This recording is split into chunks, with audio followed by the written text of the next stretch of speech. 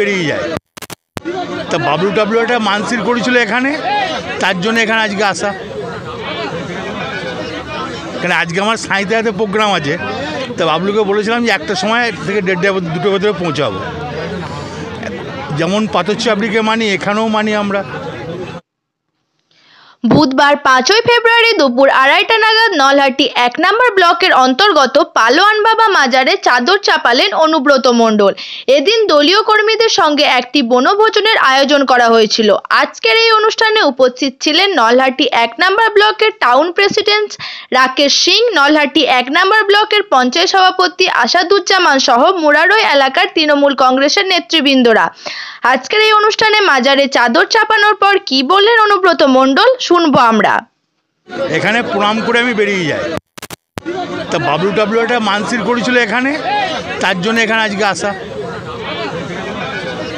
এখানে আজকে আমার সাঁইতে প্রোগ্রাম আছে, তা বাবলুকে বলেছিলাম যে একটা সময় থেকে 1:30 2টোর ভেতরে পৌঁছাবো। যেমন পাথরচাপড়িকে মানি, এখানেও মানি আমরা। ঈশ্বরের জায়গায় যাই কি জন্যে? আপনিও তো ঈশ্বরের কাছে যান, দুর্গাপুজোতে মন্দিরে যান না?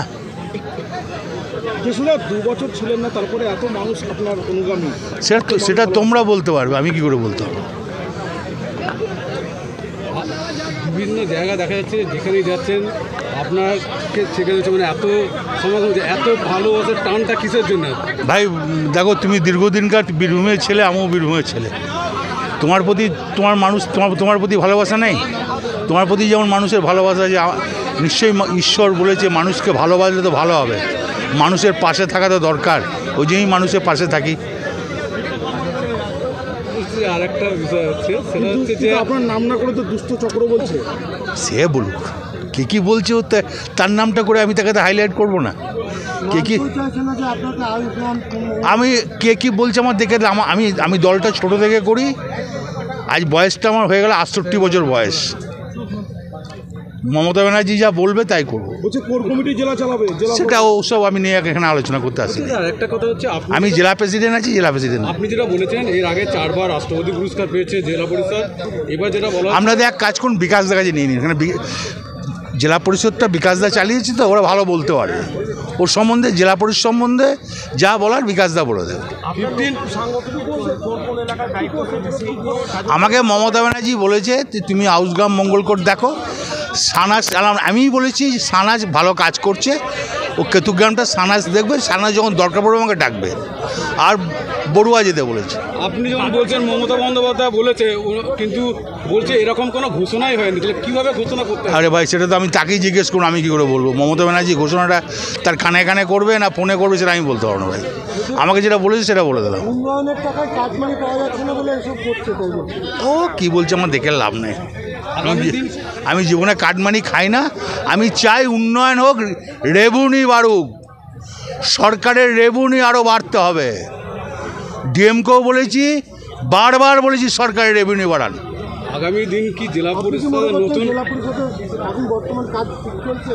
সেটা তো না, কাগজ না দেখে আমি কী করে বলবো? 11তম স্থানে চলে গেল। 11তম কোন ডিপার্টমেন্ট? তো একটা নয়, বহু ডিপার্টমেন্ট তো, সেটাও দেখতে হবে 11 নম্বরে কোন ডিপার্টমেন্টে গিয়েছে।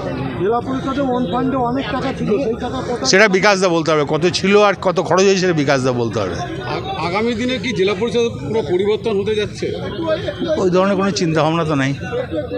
করবো কেন? আমি তো কোনোদিন করি নাই।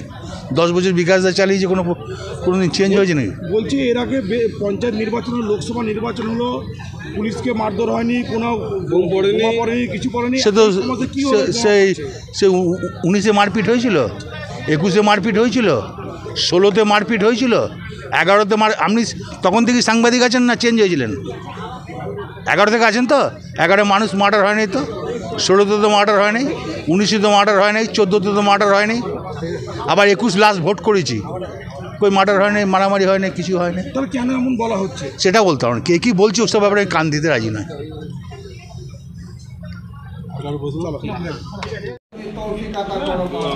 আল্লাহ যেভাবে নিয়তে যেই নিয়তে মারা হাজির দিয়েছি মাওলা, আমাদের সকলের নিয়ত আল্লাহকে পূর্ণ করে দাও মাওলা।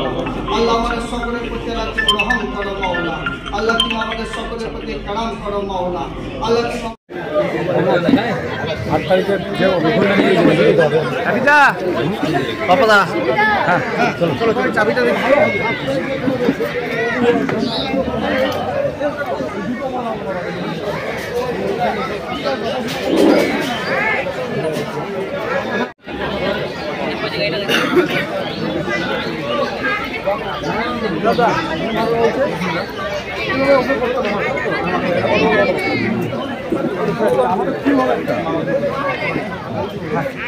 सब देखो बस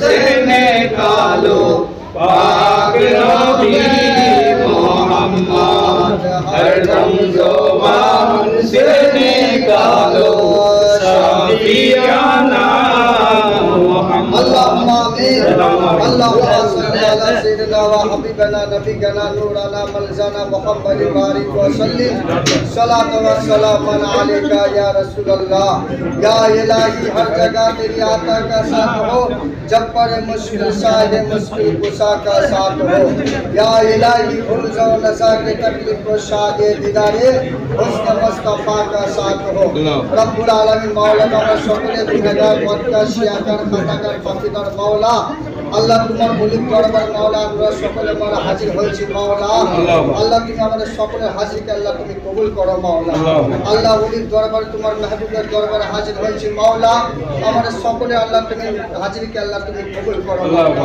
আল্লাহ আমাদের সমস্ত আপদ বিপদকে আল্লাহ তুমি দূর করে দাও মাওলা আল্লাহ তুমি সমস্ত বালা মুসিবতকে তুমি দূর করে দাও মাওলা আল্লাহ তুমি আমাদেরকে সঠিক পথে চলার তুমি তৌফিক আতা করো মাওলা আল্লাহ যেভাবে যেই নিয়তে মালা হাজির দিয়েছি মাওলা আমাদের সকলের নিয়তকে আল্লাহ তুমি পূর্ণ করে দাও মাওলা আল্লাহ আমাদের সকলের প্রতি আল্লাহ তুমি রহম করো মাওলা আল্লাহ তুমি আমাদের সকলের প্রতি করম করো মাওলা আল্লাহ তুমি আমাদের সকলের প্রতি ভালাই করো মাওলা আল্লাহ আমাদের দেশের মুসলমানের প্রতি মাওলা সকলের প্রতি মানে জনগণের প্রতি মাওলা ভারতবর্ষের মাওলা সমস্ত মানুষকে আল্লাহ তুমি ভালো রাখো মাওলা আল্লাহ তাদেরকে সকলকে তুমি সুস্থ রাখো মাওলা আল্লাহ সমস্ত আপদ বিপদকে দূর করে দিয়ে মাওলা আমাদের প্রতি করম করো রহম করো মাওলা এই রব্বে কাবা তুমি খালিক ও মালিক তুমি গফুর রহিম তুমি রহমান রহিম মাওলা আমাদের সকলকে মাওলা এই পীরদের মাওলা ওলিদের মাওলা খিদমত করা তুমি তৌফিক আতা করো মাওলা আল্লাহ আমরা যে উদ্দেশ্যে আল্লাহ তুমি পূর্ণ করো।